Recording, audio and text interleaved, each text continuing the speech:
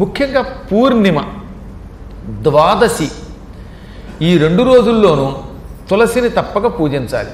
ఇక్కడ ఒక విషయం చెప్పాడు, రోజు తులసి దళాలతో పూజించండి, తులసి ఆకులున్న నీరు తీసుకోండి అన్నాడు కదా. తులసి ఆకులు కోయటానికి మళ్ళీ దానికి ఒక నిషేధం ఉంది. ఆదివారము, శుక్రవారము, మంగళవారము ప్రాణాపాయ స్థితిలో కూడా తులసి ఆకులు కోయకూడదు. మరి అలాగ పూజ చేయటం? తులసి ఆకు ఒకసారి కోసింది ఎండిపోయినా 7 రోజులు పనికొస్తుంది పూజకి. పూజించిన ఆకులు మళ్ళీ బయటికి తీసి నీళ్లు తల్లి మళ్ళీ 7 రోజులు పూజించచ్చట.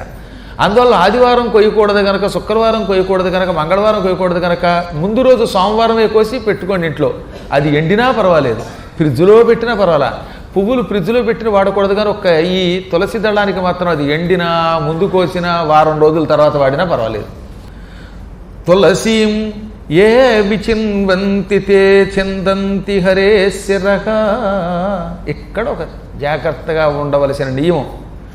ఒంటికి నూనె పూసుకున్నాక చేతులకి నూనె ఉంటుంది కదా, కొంతమంది ఒళ్ళంతా నూనె రాసుకుంటే కానీ స్నానం చేయలేరు.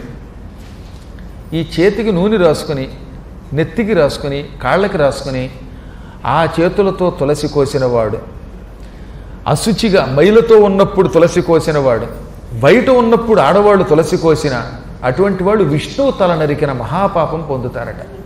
హరే శిరః తే చిందంతి, అది మహాపాపం. అప్పుడు మనం ఏం చెయ్యాలి? 3 రోజుల పాటు కటిక నేల మీద పడుకుని, రోజు దానికి ప్రాయశ్చిత్తంగా తెలియకుండా చేసిన దానికి 3 రోజులు కటిక నేల మీద పడుకుని, రాత్రి పడుకున్న తర్వాత పొద్దున్న లేస్తంగా లేవగానే పవిత్ర స్నానం చేసి తులసి చుట్టూ ప్రదక్షిణ చేసి, పొరపాటున నేను అశుచిగా ఉన్నప్పుడు కోసి తిని, ఒంటికి నూనె పూసుకున్న చేతితో కోసి తిని, బయట ఉన్నప్పుడు కోసి తిని, ఈ పాపమునకు ప్రాయశ్చిత్తంగా నీ చుట్టూ ప్రదక్షిణ చేస్తున్నాను అనాలి. ఈ 3 రోజులు కటిక నేల మీద దర్భలు వేసుకు పడుకోవాలి. కటిక నేల అంటే మరీ బొత్తిగా ఏం లేకుండా కాదు, దర్భ వేసుకు పడుకోవాలి. అలా పడుకోకపోతే ఆ పాపం పోదట. కాబట్టి పొరపాటును కూడా అలాంటి పని చేయకూడదు. ఇక వీలున్నంత వరకు ఉప్పు నీళ్లు పోయకుండా ఉంటే మంచిది. పూర్తిగా నిషేధం కాదు కానీ అవకాశం ఉన్నంత వరకు తులసిలో మంచినీళ్లు పోయడానికి ప్రయత్నించండి. సాలగ్రామం చేత్తో పుచ్చుకుని మాత్రం తులసాకులు కోయకూడదట. అందుకే సాలగ్రామ శిలను విడిగా పెట్టుకుని అప్పుడు తులసాకులు కోసి పూజ చెయ్యాలి.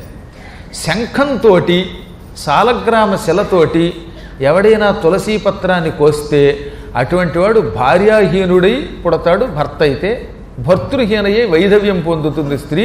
ఎన్నాళ్లలాగా 7 జన్మసు 7 జన్మల్లో భార్యావిహీనులుగా భర్తృవిహీనులుగా పుడతారు స్త్రీ పురుషులు. రోగీచ 7 జన్మసు.